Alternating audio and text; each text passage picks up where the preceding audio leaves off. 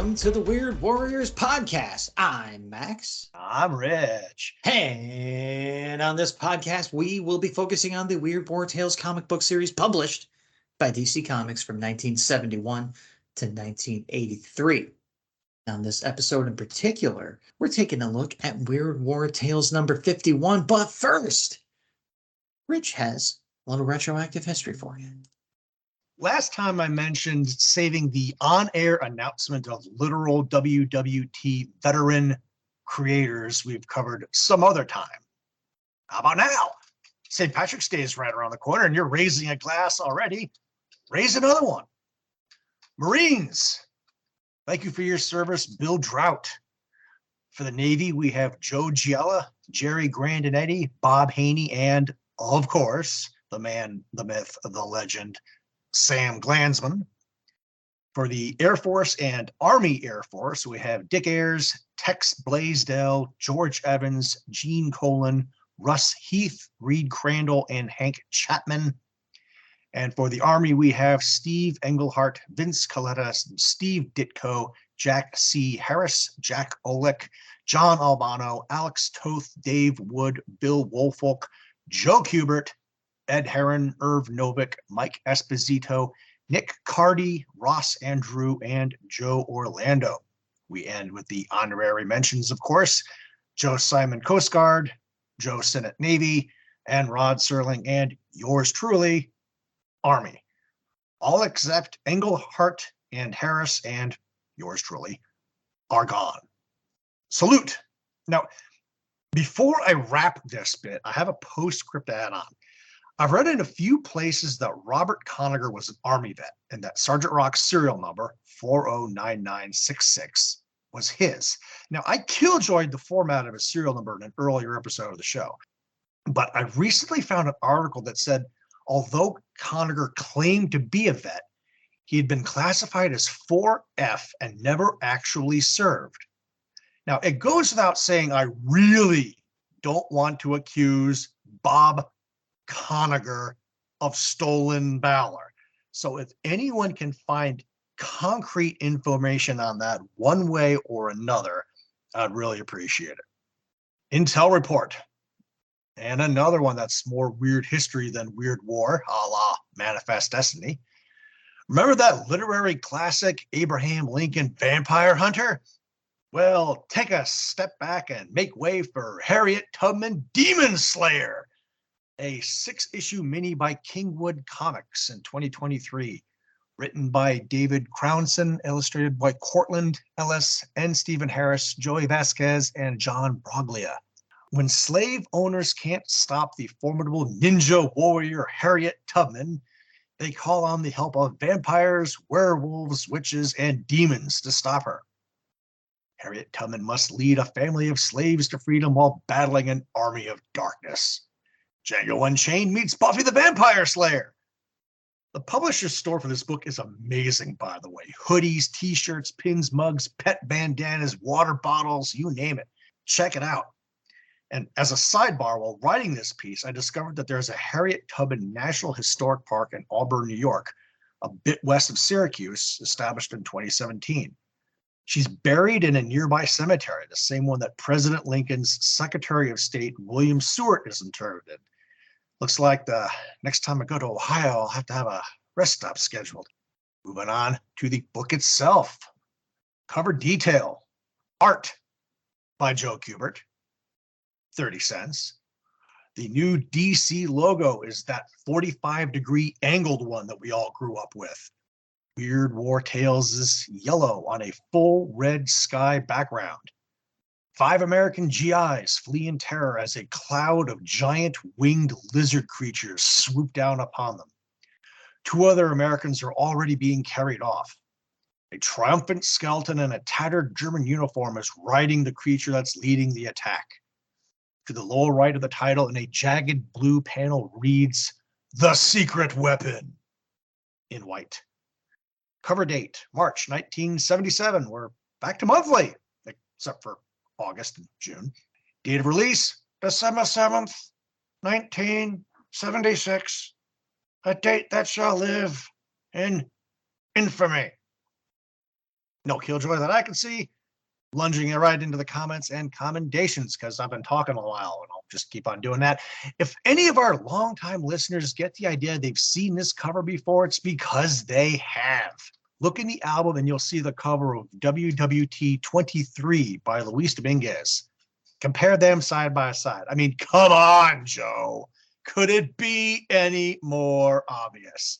Dead German on flying creature attacking terrified GIs. I hope he gave Luis some royalties for stealing the idea.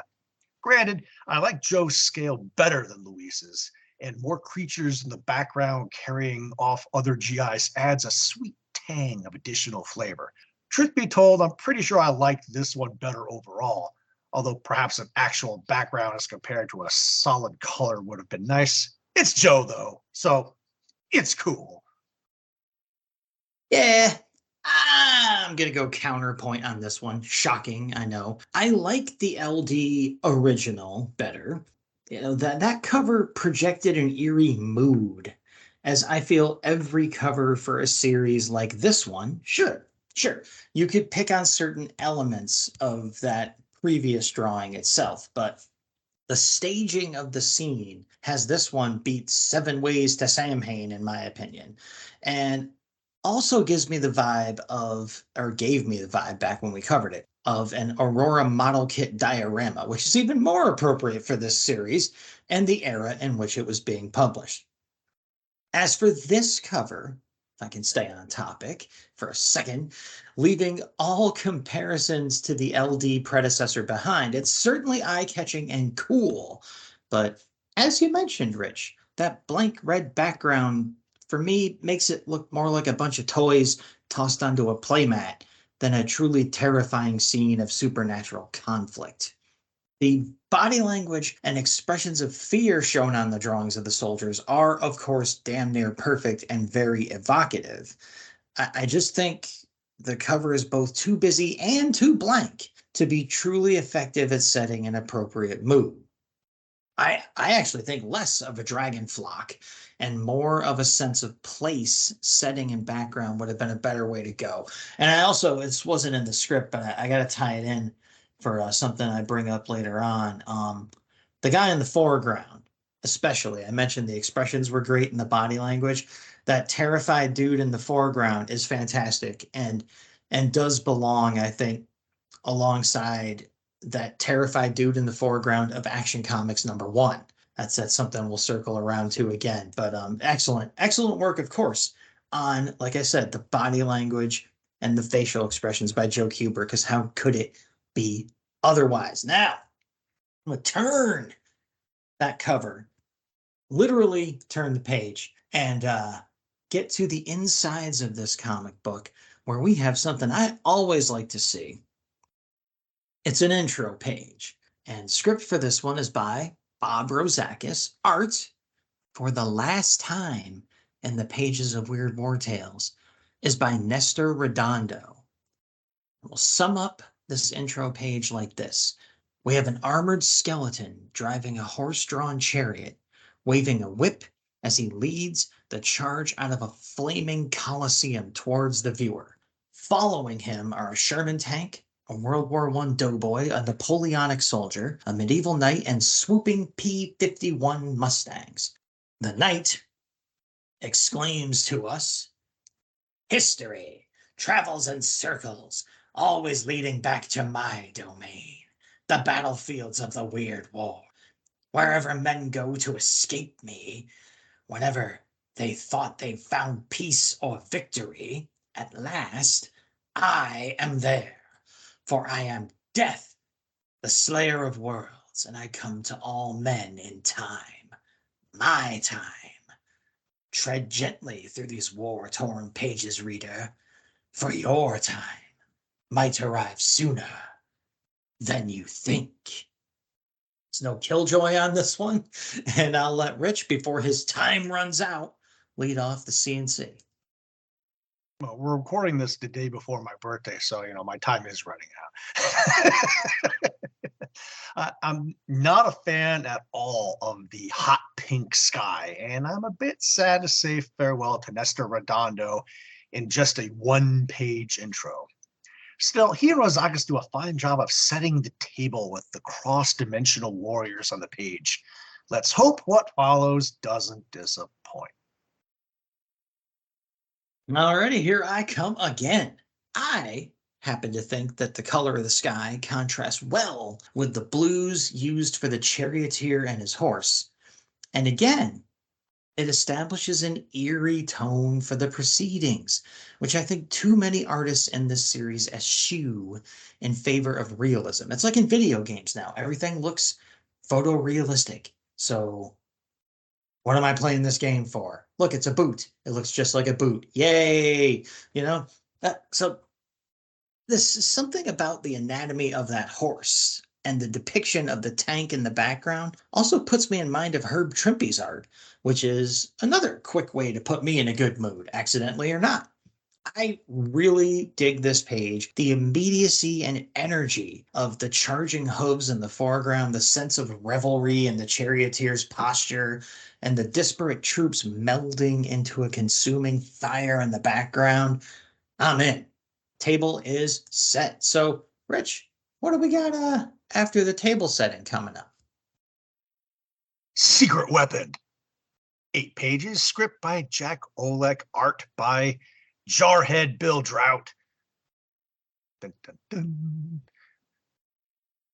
Only a miracle could save the fatherland, and the Major was certain that Satan had sent a dead man to give him the power to perform that miracle.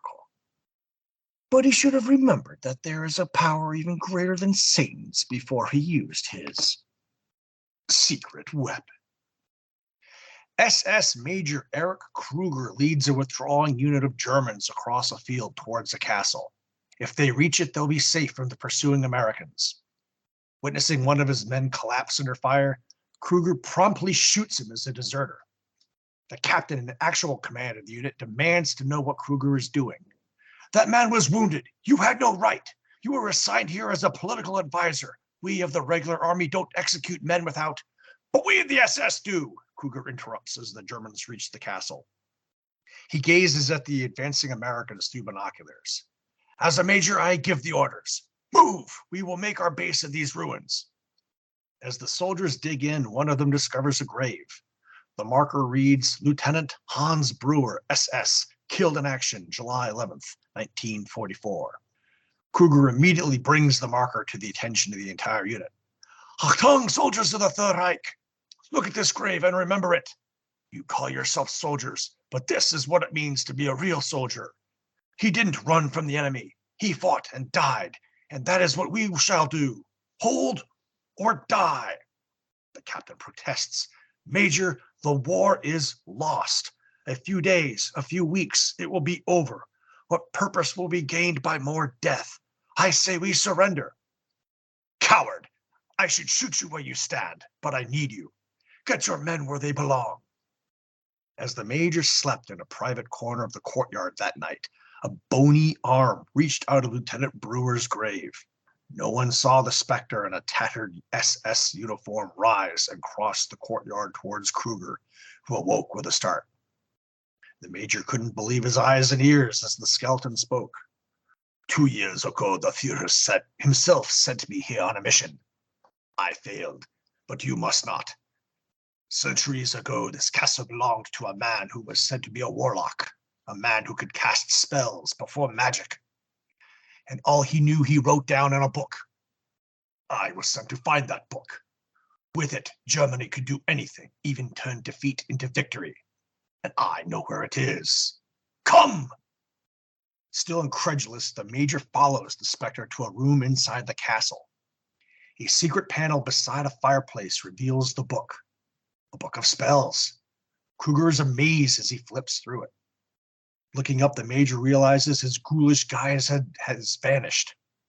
At that moment, the captain runs up. Major, the Americans are moving towards us. Come quickly. Hurrying to their fighting positions, the major tells the captain about the book. But what sane man could have accepted it? Magic? Spells? Major, forget the book. We're outnumbered 10-1. Let me show a white flag, I beg you. Coward! You don't believe me. If this book is what I think it is, we'll win this battle. There's even a spell to call up demons. I'm going to read it, And when this battle is over, I will personally execute you. It couldn't happen, of course. Demons and ghosts don't exist. But as the Major read, a dozen winged demons with huge claws and dripping fangs materialized and attacked the Americans. The few GIs that didn't flee in terror were wiped out. It works! The book works! The captain couldn't believe what he had just seen. What we saw was an illusion. It had to be. An artillery shell abruptly detonated nearby, sending the Germans sprawling. The ruins are untenable now. Ordering the wounded to be left behind, Kruger and the able-bodied take cover in a nearby forest. As the sun sets, the Americans must surely have occupied the castle. The Major realizes to his dismay that he had lost the book. He had dropped it during the shelling. They had to go back and find it. The captain was reluctant, but he had seen what he had seen. What if it wasn't an illusion? At the castle, they could only see a small group of men huddled around a fire. One grenade should do it. As the Major stands to throw a potato masher, one of the men around the fire sees him and fires first. Too late, the captain recognizes the men are German. The rifle bullet strikes Kruger, who drops the grenade at his feet. The Major is killed in the blast. The captain later interrogates the soldier that had fired. The wounded had taken cover in the ruins during the shelling and had survived. Likewise, he had thought the shadows in the trees had been Americans. It was just a tragic accident. But what about the book? The book was just a bunch of gibberish. It didn't look important, so when we needed a fire, the captain's shoulders sag. No longer mattered then. But it was a peculiar coincidence, wasn't it? Before I burned the book, I read part of it. One of the spells was supposed to kill anyone that you wanted dead. I know I shouldn't have felt it as I did, but I wished the Major dead. A cold sweat covered the captain's face. For the captain, it would never be over now. For the rest of his life, he would wonder if men could really alter destiny, but he would never find the answer. Perhaps only the Major knew the answer. That knowledge was the Major's punishment, and he would carry it with him until the end of time. And as the Germans move out, a collection of stone demons hidden in the rubble watches. Killjoy! Nazi armbands in the field. Next. Also have to think Lieutenant Brewer hadn't been dead long enough to be just a skeleton in uniform. Mid 44 to what, early 45? Based on what the captain said? Yeah, I suppose the skeleton looks better than a zombie. And Brewer said Hitler sent him on this quest 2 years ago, page 4, panel 1. So shouldn't he have died in 43? I'd accept a skeleton form if that much time had passed. There's a couple of temporal hiccups here. All right. Killjoy having been issued, I'll kick off the C&C.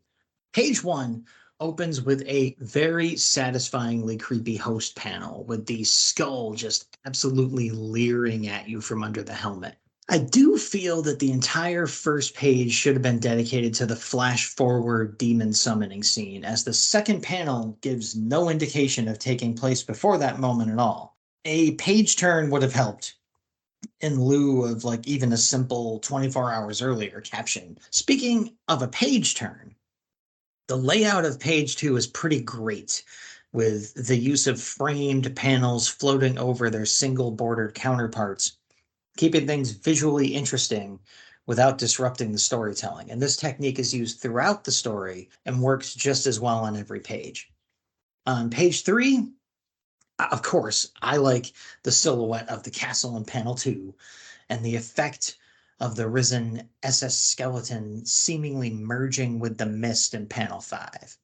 And as a side note, it's pretty cool that we have a skeletal host type figure that is actually playing a part in the story, even if it's likely more of a coincidence than anything else. Meanwhile, page 4, panel 6 marks the third time in this short tale that Kruger either executes one of his own soldiers or threatens to do so. It's a pretty toxic work environment you got there, Major. And yes, on page 5, panel 2, we get to the demon attack. I find this image more effective than the cover. Sorry, Joe.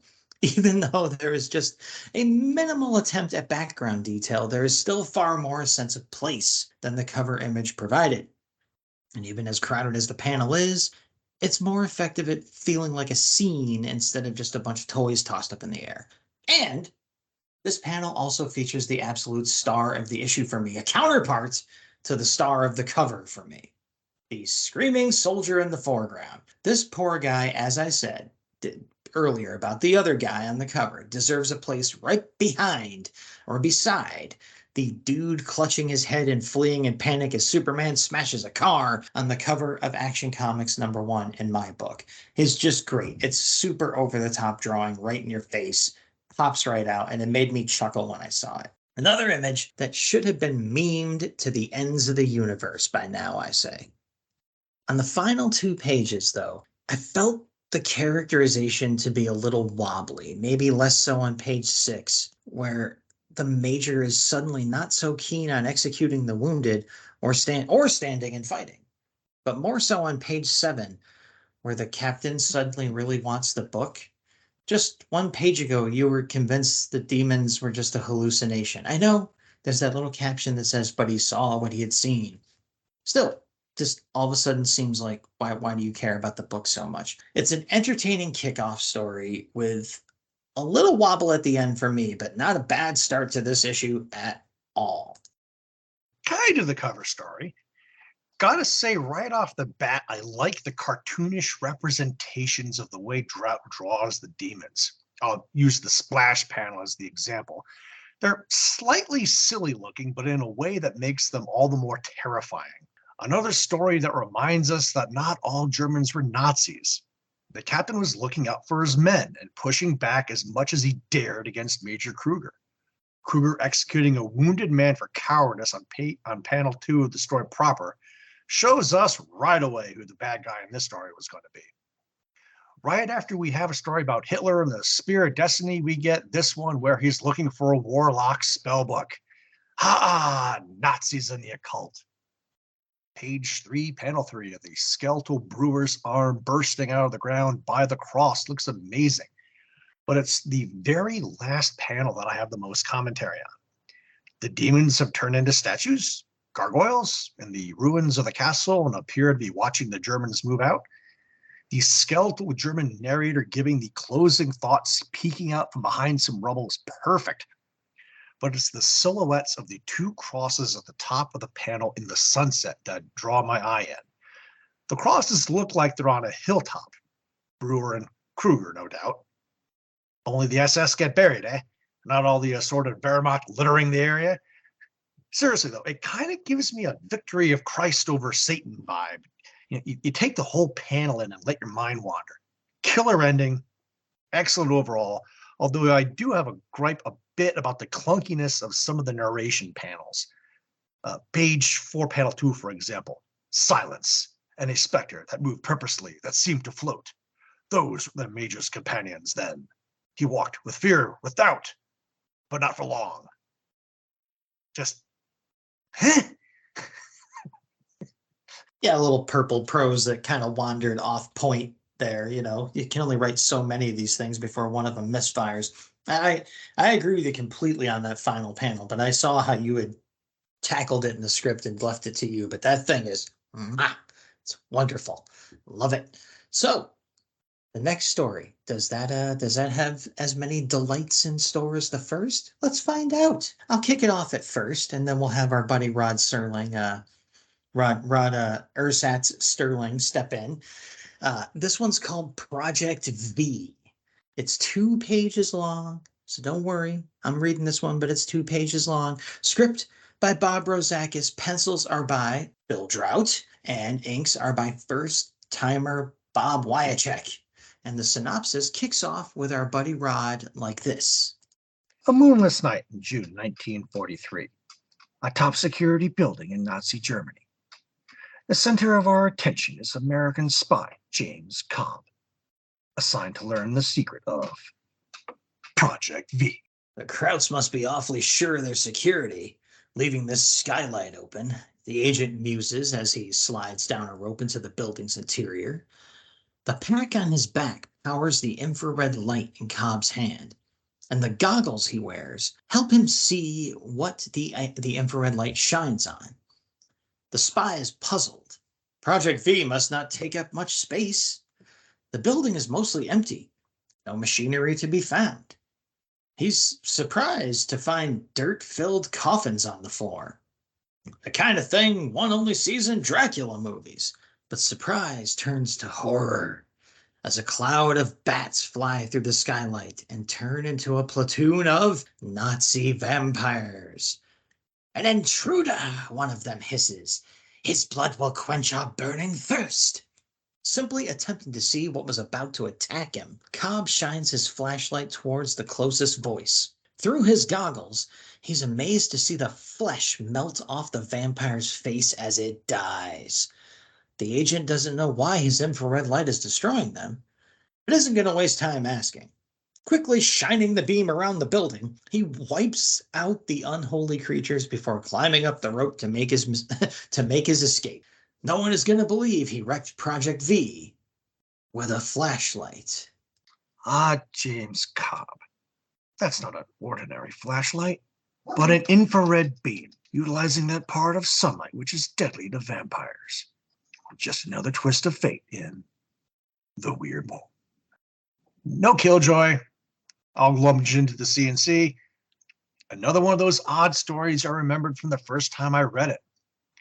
By the time this episode is released, it'll probably be about a year and a half since I went to Albany Comic-Con to get Weasick signed this issue. Spoiler alert, issue 53 as well. I mentioned this meeting in a past retroactive history that he doubted a WWT had ever been placed in front of him before, and sadly that he's practically blind now and needed assistance signing the book, which is why this one has 2 signatures on it. You'll see the photos in the album. I can think of no worse fate for an artist than losing your sight. 2 call-outs, and one is for writing. Page 2, panel 1. But neither nightmare nor Hollywood hokum, a horrible sight confronts the American. Just beautiful. And of course, the dissolve, on page 2, panel 3 of the progression of the melting vampire is aces. Yeah, agreed. Now, I know that these first 2 stories had the same penciler, but they must have also been drawn around the same time, as we get a repeat performance from the exact same skeletal host that greeted us atop the opening tale. It's a different drawing of him, but it's the same guy. It's completely the same guy. Like I said, I'm not complaining, as it's a new drawing of the host and another great one too. Getting into the story, I couldn't help but hear the protagonist introduce himself as Cobb, James Cobb. But hey, that's pop culture brain damage for you. The art on the first page also had a very Dan Spiegel feeling to it, which of course did not hurt my feelings at all, as this book has done very little to do. Those Wyachek inks add a very nice textural touch to Drought's work, and I'd like to see these 2 paired up on more stuff. It's a 2-page story, so I get it, but I thought that Cobb's dialogue could have done without the "you only see that kind of stuff in Dracula movies" in the final panel on the first page there. Leave some chance of a surprise for the page turn, okay? Even if it's just a tiny little shred. As for that dissolve, nice. It was cool, but I felt that some panel borders or something were needed between the stages of dissolution. It kind of looks like 3 different vampires instead of one suffering the progressive effects of the beam as it's sitting there drawn without any borders separating those 3 heads. I also got a kick out of the fact that when you become a vampire, you are apparently just issued a Dracula cape by default. Talk about fringe benefits. Free cape. Fun stuff. I liked it. So there you go. That's the second tale, and Rich is going to kick us off in a very special story here, in my opinion. So let's see what's in store. A Canterbury Tale, T-A-I-L. Tales of the Great Disaster. 6 pages. Plot by Paul Levitz. Script by Firsty Jack C. Harris. Pencils by Firsty Marshall Rogers. Inks by Firsty Terry Austin. Got quite the hat trick going on right there. The civilization of man has fallen in the midst of the great disaster. But as in times long past, greatness has arisen from the ashes of such catastrophic calamities. So it is with Canterbury, a new and gleaming city, 50 kilometers southeast of mankind's ancient London. But this is still a time after the great disaster, and it is a time of devils. Soaring from the northern sky, a massive insect spewing fire from its tail swoops low over the new inhabitants of the village, bulldogs that walk and talk like men. The schoolhouse having been set ablaze, a horse-drawn fire wagon quickly responds, and the townsfolk form a bucket brigade. High atop the governmental offices, Mayor John B. Templesmythe watches from his window and stews. Another attack by the hellish devil. How long could we endure if such incidents continue? And yet I cannot condone dealing with the unscrupulous to protect what is rightfully ours. He turns to face his cabinet members and the Scotties from the delegation from the northern Scottish counties. I didn't think I'd have to remind you of the importance of our proposal of protection from the devils, laddie, their leader MacDougall drawls. A simple exchange of protection for territory, lands north of Canterbury. We cannot accept, Templesmythe responds, drawing on a cigar. MacDougall jumps to his feet. Then your fair city'll see itself reduced to the very ashes from whence she sprang. Perhaps this meeting's lasted a bit too long. If you would be so kind. Aye, we're leaving, but when the devil swoops down on ye again, he'll be begging us back. Later, Templesmythe slams his fist on the table. Those Scotch terrorists should not be able to dictate to them. They had nothing to fear but fear itself. But other members of his cabinet weren't so sure. Maybe the Scots do have a way of stopping the devils. Indeed, far north in a place once called Glasgow, devilment is afoot. On the roof of a castle overlooking the River Clyde, a group of Scotties holds the massive flying terror down with rope. Those limeys didn't want our protection, so ready the devil, and we'll give them another taste of hell. MacDougall removes his hat, kneels down, and concentrates. Intermind. Two brains merge, one a cunning canine, the other a destructive devil. Directed by the mutated mind of MacDougall, the devil takes off. Its target, Templesmythe himself. Hours later and hundreds of kilometers away, Templesmythe paces in his office. There had been no attacks for a week. But outside he hears the cry. Fire! The devil's in again! Running to the window, Templesmythe is horrified to see the devil heading straight for him. He dives to one side as the devil smashes into the mayor's office, forcing flames into the room. The building is quickly engulfed. Templesmythe has no choice but to climb out a window and move to the rooftop. The devil was below him, acting like it was looking for something, or someone. Seeing Templesmythe, it flies around to attack again, and the mayor realizes the truth. Its movements are intelligently guided, and I'll wager it's MacDougall doing the guiding. This whole thing is a protection racket. Only one course of action. Throwing himself off the roof, he lands on the devil and clings to the giant insect's armor. To the amazement of the townsfolk, the devil starts to return north, with Templesmythe riding atop it. To be concluded. Alrighty, no killjoy on that one, so let's kick off comments and commendations like this. Beasts that act like men, men who act like beasts. See the world of Commandy, the last boy on earth. Such was emblazoned atop the cover of Jack Kirby's eternal but short-lived epic new series, on sale August 29th, 1972, cover dated November 1972. Commandy ran until 1978, when it was canceled with issue number 59. Kirby himself had left the series with number 36. I tell you all of this because this story is actually set within the world of that very series. as hinted at in the letters page of the previous issue of Weird War Tales. At first, I was a bit worried about this decision. After all, could the readers of WWT be expected to suddenly pick up midstream with the latest chapter in what had been until now a series of backup stories supplementing a completely different comic book that most of them had likely never read? Well, I can't say for sure, but I'm looking forward to the letters pages about this issue, for sure. Since I am very steeped in Commandy lore and can't possibly put myself firmly in those newbie shoes, but I do feel that this story's opening caption does a fair job of briefing people on at least some of what they are about to be thrust into. Now, for the actual story at hand, if I ever let myself get there. The devil attacking the city being a literal firefly is super on brand for a Kirby created world. This is, after all, the man who created a master villain named Darkseid, you know.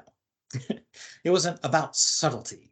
You do not show up to a Jack Kirby comic book for a simpering serving of subtlety. Soldiers, the alliteration is something else we got in there too. There's more coming. While I know who the art team is, the combo of Rogers and Austin, last names here, Captain America and the $6 Million Man, produces a look that really reminds me of Walt Simonson throughout the story, but especially on the opening page. Page 2, as you met in the synopsis, gives us the comically named, overly accented, and adorably accessorized McDougal. And the writing here continues to walk that elusive Kirby line of being outrageously corny, but entirely earnest without so much as a slip. To be honest, though, the rolling of the R's was a bit much even for me. And that's not just because I can't actually do that myself, honest. On page 3, panel 1, there's a fail in the sound effects department for me, as the slam looks more like a sign on the door than anything else. It just kind of hangs there. And overall, the world we're in seems more intact and modern than anything that's left in the world over in the actual Commandy series. Now, there's mention of this being a newly constructed city, but even the better settlements in the main series still kind of look like ruins. And panels 1 through 4 of page 4, though, we get some very cosmic Kirby phenomenon, as Rich mentioned in the synopsis, with that Intermind sequence. That is chef's kiss stuff right there. That's just the name, the sequence with like the circuitry in the background connecting the two minds. Super Kirby stuff right there. Add on the mayor's final leaping gambit, super fitting of a rough and tumble risk-taking Kirby style character, and you got a freaking win in my book. History repeats. Another multi-part story. As said last time, this was originally intended as a backup story for Commandy 47 and 48, and it obviously fits in just fine here. English Bulldogs, complete with the Franklin D. Roosevelt quote about fear? Couldn't find something brief and inspirational by Winston Churchill? Blimey! As I said in the year 700 after the bomb story arc, I won't give the final grade on this tale until it's complete, but I like it so far. Rogers gets pretty creative with the panel designs. Throughout this story, the action breaks out of the borders, or the border becomes part of the action. Page 2, panel 2, the curved top of the window becomes the full top of the panel.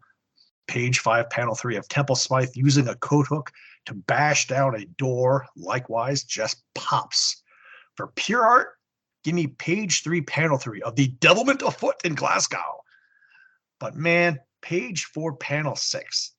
I know the Scotties are bad guys and all, but look at the white one with the cap looking right at the viewer. Mouth open, one ear sticking out from under it, head at a slight angle. Who's a bad boy? Who's a bad boy? You are. Yes, you are. And I will say that rolling the R's for their speech patterns was a nice touch. Yeah. As Max said, I got this synopsis because I could actually roll the R's. I just can't do it, Captain. So there we go. An unexpected, unless you took the hints in the previous letters page seriously. Guest star from a freaking Jack Kirby inspired series showing up. That was a very welcome surprise on my part. But let's get me to stop ranting about that, because there's more coming next issue. Oh, yes, there is. And we'll move on to the letters page of this issue, the APO Weird War Tales. And Rich will read you his spotlighted letter. Got one from Will D. Nash from Magnolia, New Jersey. Dear Joe, talk about a controversial issue of mystery and madness. The September-October issue wasn't the most original you've ever produced, but it sure did fulfill the theme of the book. All three tales were worthwhile. This magazine were very enjoyable. The mixture of war and the supernatural was not overdone, as so often happens. The cover story followed the line of the book and fulfilled my every wish. I could easily see the human nature in Colonel Regensburg that allowed his own greed and pride to overcome and destroy him. Naturally, Regensburg was a seasoned warrior, but he failed to understand the full meaning of war. John Albano played up ultimate destiny to the proper limit and didn't overdo the theme of the tale. To finish off the tale nicely, a certain unexpected conclusion was very necessary, and it did the job with no problem. Because of their leader's hatred for the Jews, many of his own people, himself included, paid a terrible price. There was a powerful lesson to be learned there, one that Colonel Regensburg learned too late. Overall, John Albano and Ruben Sosa presented one real winner. The Greeks had a word for it, and Day After Doomsday were two short features that provided a nice touch to the issue. Both tales proved themselves more than worthy to appear in Weird War Tales. Agreed. In future issues, I'd like to see more book-length features.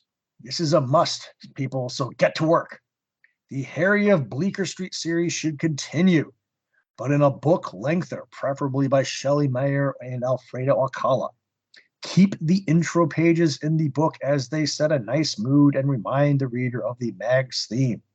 I'd also like to see more futuristic war tales, as well as sword and sorcery war tales. Anyway, thanks for another in a long line of top-rate issues that contain all the entertainment a reader could ask for. And Joe replies with, "We take it, Will, that you enjoyed the issue.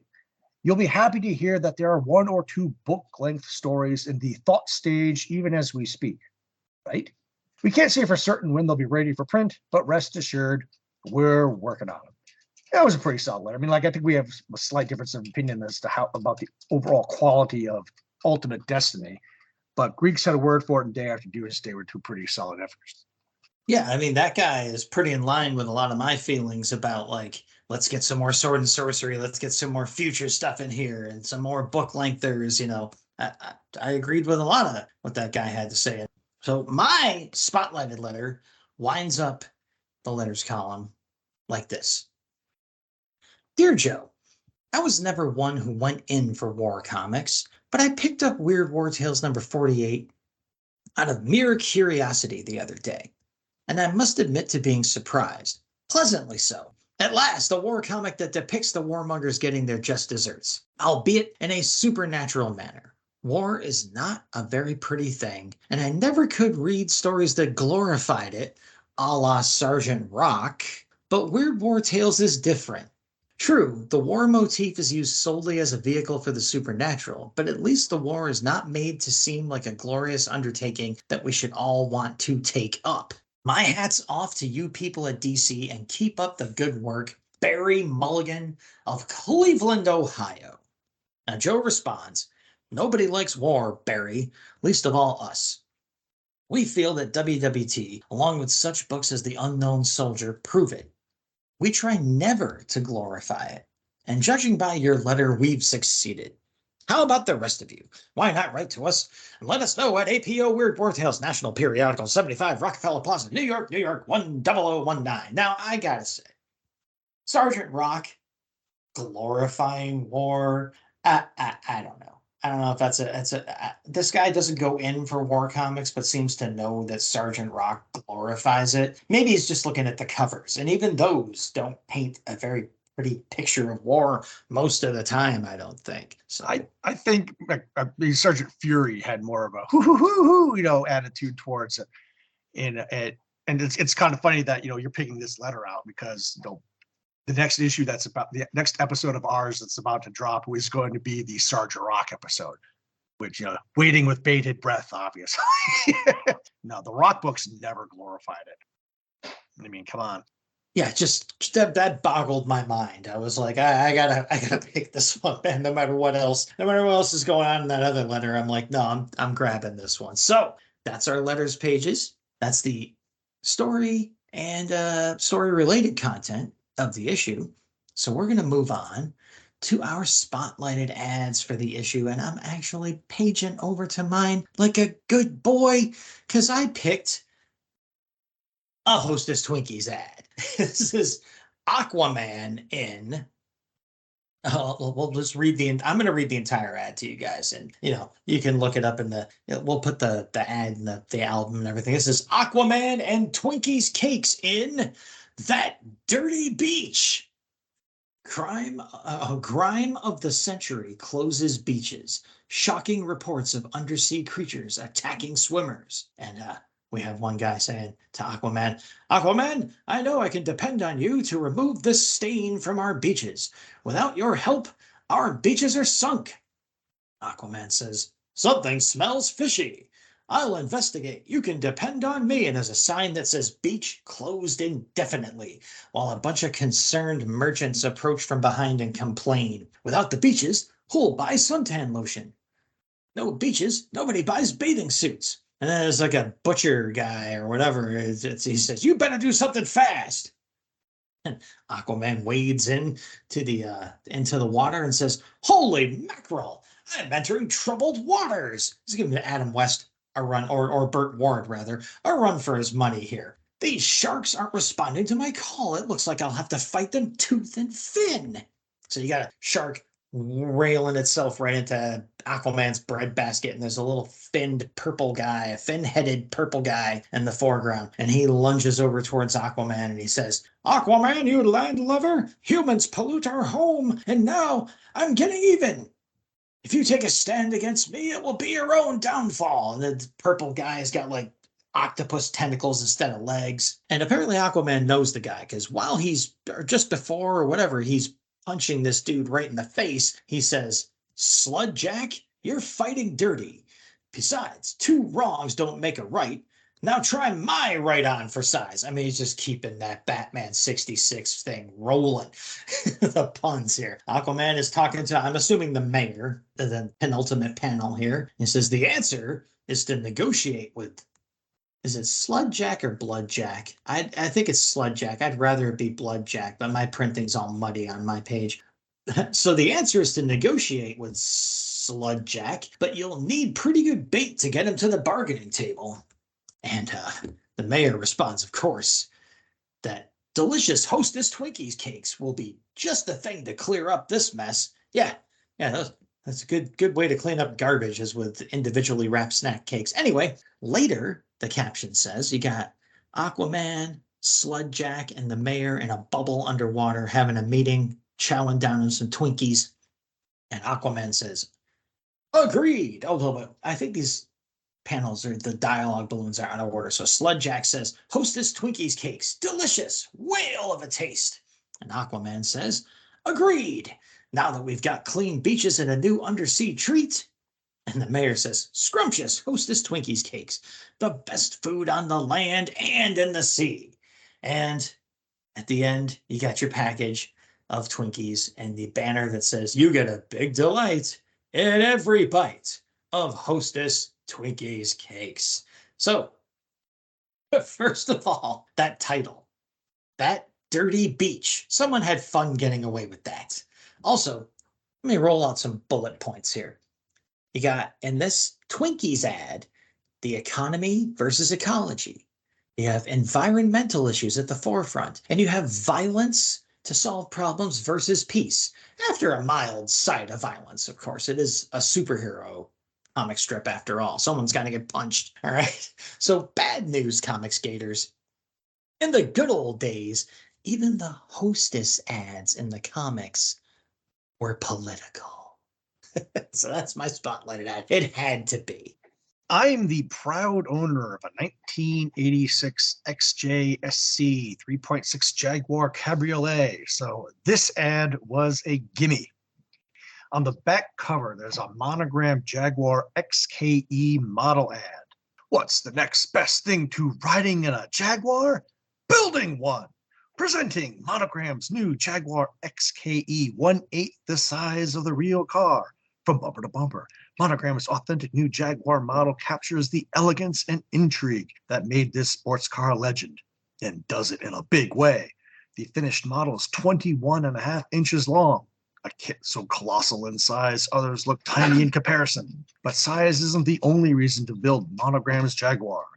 The kit comes complete with a carload of extras like real rubber tires and turnable front wheels, realistic instrument panel and interior, hood that tilts forward to show the highly detailed engine, doors that open and close, windows that are operated by a crank, just like real cars, and more.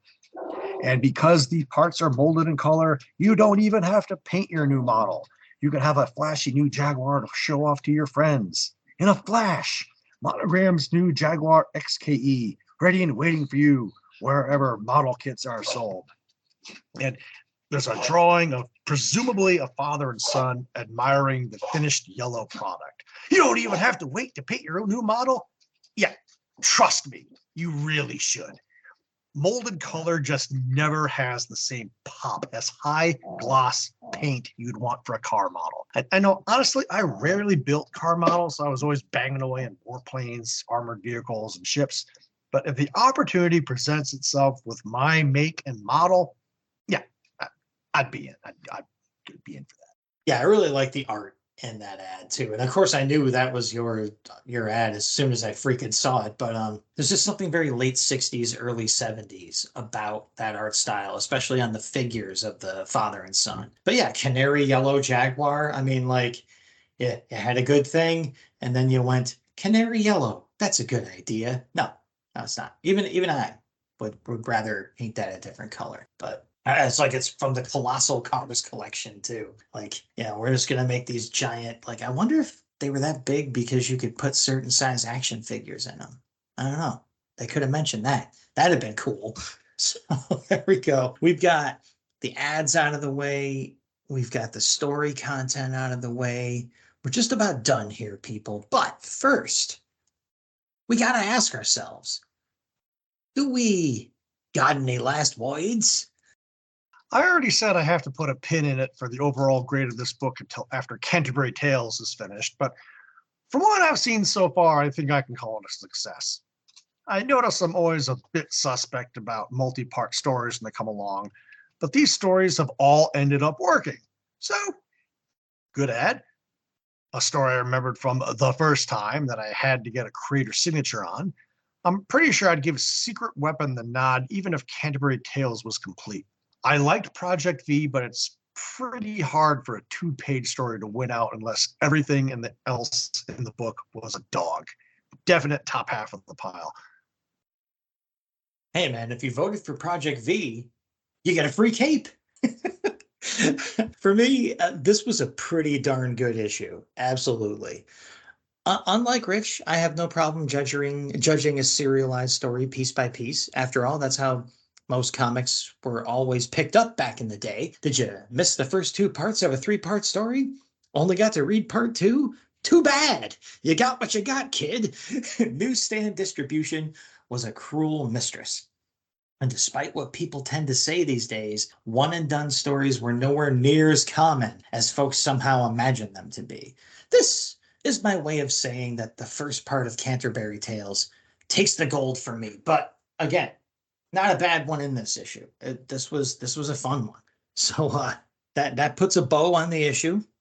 Now we're coming into the scuttlebutt, the odds and ends here, and I'm going to remind everyone that the Weird Warriors podcast Facebook page is a fantastic place to spend your time in general, not just to talk about our wonderful show, but to look at all the other cool stuff that Rich shares there and the community of people that come by to comment on stuff. It's just, he's done so much work over there that I'm really trying to refocus things on the show to lead everyone to that page, because you don't have Facebook pages for shows or groups or whatever run half as well as Rich's over there. I show up now and then, but it's like I'm that neighbor in the sitcom that wanders in and takes something out of the fridge without asking, you know? It's a heck of a place to be. You can go there and spend your time while you're not going to redbubble.com and searching the Weird Warriors podcast over there and not ordering any of our merchandise. Putting our awesome logo, drawn and designed by Bill Walko of theherobusiness.com, onto all the merchandise you can find on redbubble.com, even though you could get something really cool for doing so and sending us a picture. What is that, Rich? We call that the Sam Star. As listeners to the show should obviously know by now, I got the tattered remnants of a flag Sam Glansman himself ran up the old flagpole outside of his home. And if you buy something from Redbubble, I will give you a star from that flag, 1 per customer, 2 if you buy the pillow, and a certificate that goes with it. So while supplies last, but hey, I got to tell you, at the rate things are going, these stars are going to survive the length of the run. As long as we're on Scuttlebutt, we'll do a quick little add-on. Rocky Starwind, reached out back to us with a part 2 of his 5-star review posted on December 7th, 2023. Typo on my first review, hence why I put up a part 2. A great podcast. Like old ad use, brings home all the action. Need I say more? Well, no, you do not need to say more. Part 2 should just about do it. Thank you, kind sir, for your continued patronage. Now go to redbubble.com and buy something. Damn you. Hey, you can say the same thing every time. Even say a bunch of negative stuff, but just click 5 stars anyway. This 5 stars. I can't stand these two. This show is terrible. 5 stars. Fine with me. So, maybe people 5-star hatred. Yeah, 5-star hatred. That's the only kind I want. I want the top of the shelf. All right. So, maybe people are not buying stuff on redbubble.com because they're still stocking up on all that Harriet Tubman Demon Slayer merch that they could get from the Intel report. Once they buy all that, they might mosey on over to our side of the internet, just, on their way home. Who knows? But while we're pondering all of that, let's also take a ponderous peek into the perils of the I ran out of words that start with P future, while Rich hits you with a teaser for the next episode. Weird War Tales 52. 2 goodbyes and a hello, or maybe 3 if you count the conclusion of Canterbury Tales. Too many ads. And the return of an old bitch we haven't seen in quite a while. You know what to do. Yeah, but I do. And we've waited long enough to record that I've actually read the next issue and started on the script. So yeah, I got to tell you, it's a good one. I'm going to spoil that right now. But it's a good teaser is what I'm saying. Because every part of that, I absolutely co-sign. So until we get there, and and until I fall behind again, which is probably happening as we speak, just remember, people, Rich and I, the 2 guys here for you on this show, we're the Weird Warriors. We're also known as the Batlin Bros, and we host the Weird Warriors podcast, where we promise to make war No more.